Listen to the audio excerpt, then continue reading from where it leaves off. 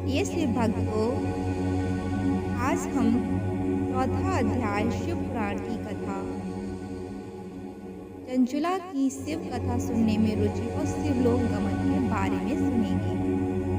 ब्राह्मण बोले, नारी तुम सौभाग्यशाली हो जो भगवान शंकर की कृपा से तुमने वैराग्यपूर्ण शिव पुराण की कथा सुनकर समय से अपनी गलती का एहसास कर लिया है।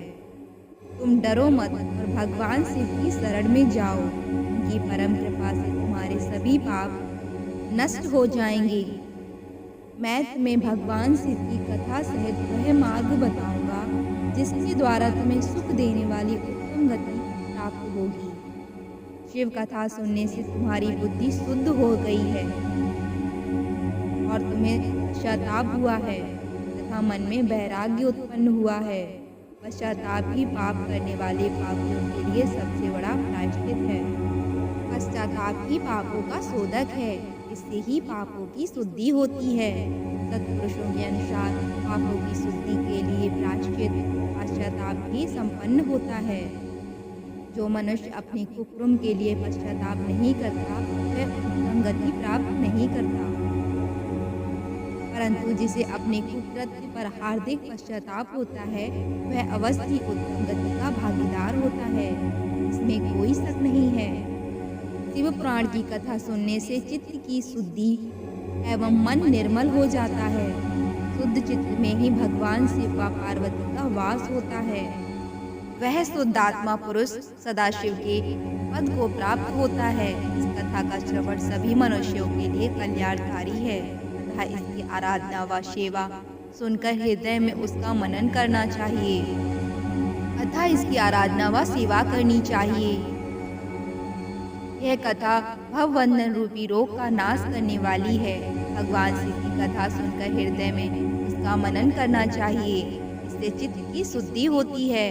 चित्त शुद्धि होने से ज्ञान और वैराग्य के साथ महेश्वर की भक्ति निश्चय ही प्रकट होती है तथा उनके अनुग्रह से दिव्य मुक्ति प्राप्त होती है। जो मनुष्य माया के प्रति आसक्त है वह इस संसार बंधन से मुक्त नहीं हो पाता। हे ब्राह्मण पत्नी, तुम अन्य विषयों से अपने मन को हटाकर भगवान शंकर की इस परम पावन कथा को सुनो।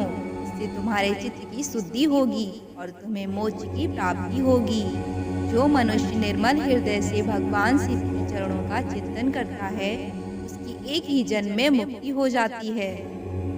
सूत जी कहते हैं, सौनक, यह कहकर वे ब्राह्मण चुप हो गए। उनका हृदय करुणा से भर गया।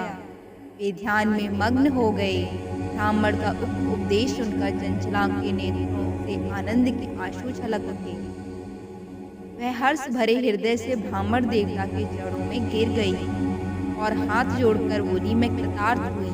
हे ब्राह्मण, शिव भक्तों में श्रेष्ठ स्वामी, आप धन्य हैं। आप परमार्थदर्शी हैं और सदा परोपकार में लगे रहते हैं। राधो, मैं नर्क के समुद्र में गिर रही हूँ, कृपा कर मेरा उद्धार कीजिए।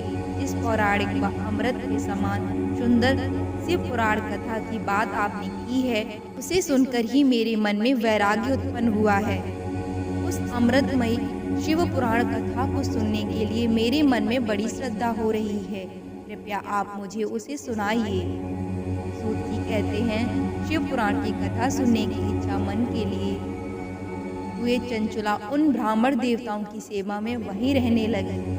उस गोकर्ण नामक महाक्षेत्र में उन ब्राह्मण देवता के मुख से चंचुला शिव पुराण की भक्ति, ज्ञान और वैराग्य बढ़ाने वाली और भक्ति मुक्ति देने वाली परम उत्तम कथा सुनकर कृतार्थ हुई।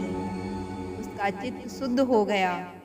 वह अपने हृदय में शिव के सगुण रूप का चिंतन करने लगी। वह सदैव शिव के सच्चिदानंद स्वरूप का स्मरण करती थी।